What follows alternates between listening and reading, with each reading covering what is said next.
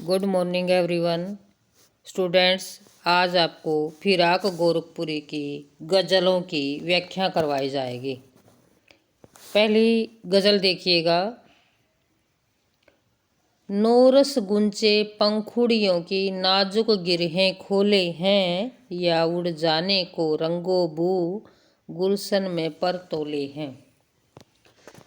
फिराक गोरखपुरी की गज़लों के अंदर हर गज़ल का अपना अलग अलग वर्णन है, अलग अलग बात हर गज़ल में कही गई है।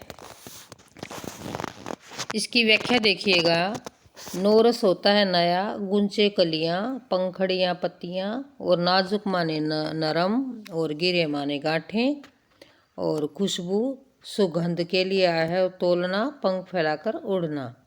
तो सबसे पहले प्रसंग देखिएगा। प्रसंग में हम किस प्रकार लिखेंगे कि प्रस्तुत शेर हमारी हिंदी की पाठ्य पुस्तक आरोह भाग 2 से संकलित गज़ल से लिया गया है। इसके रचयिता फिराक गोरखपुरी जी हैं और इसमें बसंत ऋतु का वर्णन किया गया है। ऐसा हम प्रसंग में लिखेंगे। वो आगे हर जो है शेर का अलग प्रसंग होगा।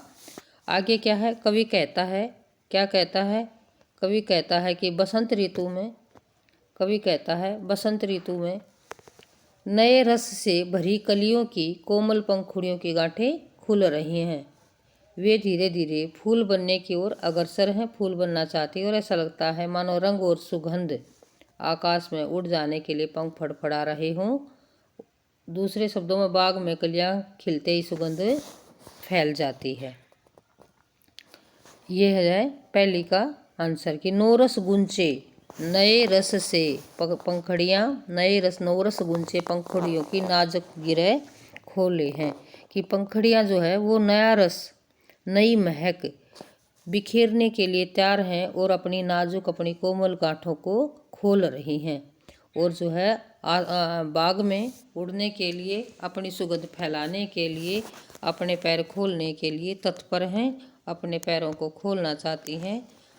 वो सुगंध जो है आकाश में फैलना चाह रही है। इसमें प्रकृति का सुंदर वर्णन है। उर्दू फारसी भाषा के शब्दों का प्रयोग है, प्रसाद गुण है, और बिंब योजना है, और रंग व खुशबू पर मानवीय क्रियाओं का आरोपण है, इसलिए यहाँ पर मानवीकरण अलंकार। दूसरा देखिएगा। तारे अब आँखें झपकावे हैं, जर्रा जर्रा सोया है, तुम भी सुनो हो यारो, सब में सन्नाटे कुछ बोले हैं। तो सब माने सब में सन्नाटे कुछ बोले हैं। यहाँ पर वर्ड मीनिंग देखिएगा।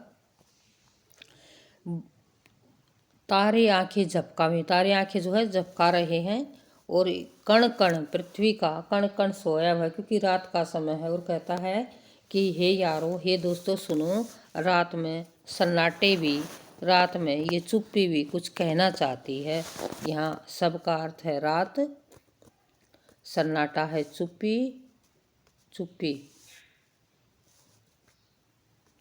है भाई, ये चुप्पी की रात में तारे जो है आंखें झपका रहे हैं, और पृथ्वी का कण कण सोया हुआ पर संपूर्ण शांति है। और अरे मेरे दोस्तों तुम सुनो कि रात के अंदर जो है यह सन्नाटा, ये चुप्पी भी कुछ बोलना चाहती है।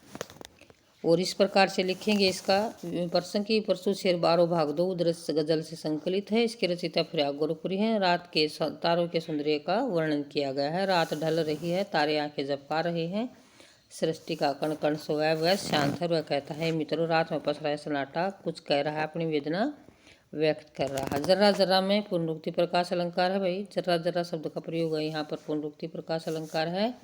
और सन्नाटे का बोलना मानवीकरण है, और जो है सन्नाटा है और बोल रहा है, तो यहाँ पर विरोधाभास हो रहा है क्रिया का, तो ये विरोधाभास अलंकार है। तारों का मानवीकरण है, इसलिए मानवीकरण अलंकार है। उर्दू शब्दावली का सुंदर प्रयोग है। तीसरा जो है शेर देखिएगा। हम हों या किस्मत हो हमारी, दोनों को एक ही काम मिला है, किस्मत हमको रोले वे हैं, हम किस्मत को रोले हैं। यहाँ जो है एक जो कर्महीन व्यक्ति है ना, जो कर्म नहीं करना चाहता, उसका वर्णन यहाँ पर किया गया है कि हम हों या हमारी किस्मत हो, हम हों या हमारी किस्मत हो, दोनों को एक ही काम मिला है। क्या काम मिला है? रोने का काम मिला है। हम किस्मत को दोष दे रहे हैं और किस्मत हमको दोष दे रही है, क्योंकि कर्म कोई करना चाहता नहीं है। इसी बात को बता कि हम हो या हमारी किस्मत, दोनों को रोने का काम मिला। पछता रहे हैं दोनों कि किस्मत हमको रोती है कि ये कर्म नहीं करता, और हम ही किस्मत को रो लेते कि हमारी किस्मत ही ऐसी है। तो ये प्रसंग देख लेना इसका। प्रसूत शेर हमारी पाठ्य पुस्तक आरो भाग 2 से गजल से लिया गया। इसकी रचयिता फिरा गोरखपुरी हैं। मनुष्य के दोष आरोपण करने की प्रवृत्ति के बारे में बताया गया है। शायर क्या कहता है? शायर कहता है कि संसार में मेरी किस्मत और मैं खुद दोनों एक जैसे हैं। शायर कहता है कि मेरी किस्मत और मैं दोनों एक जैसे हैं।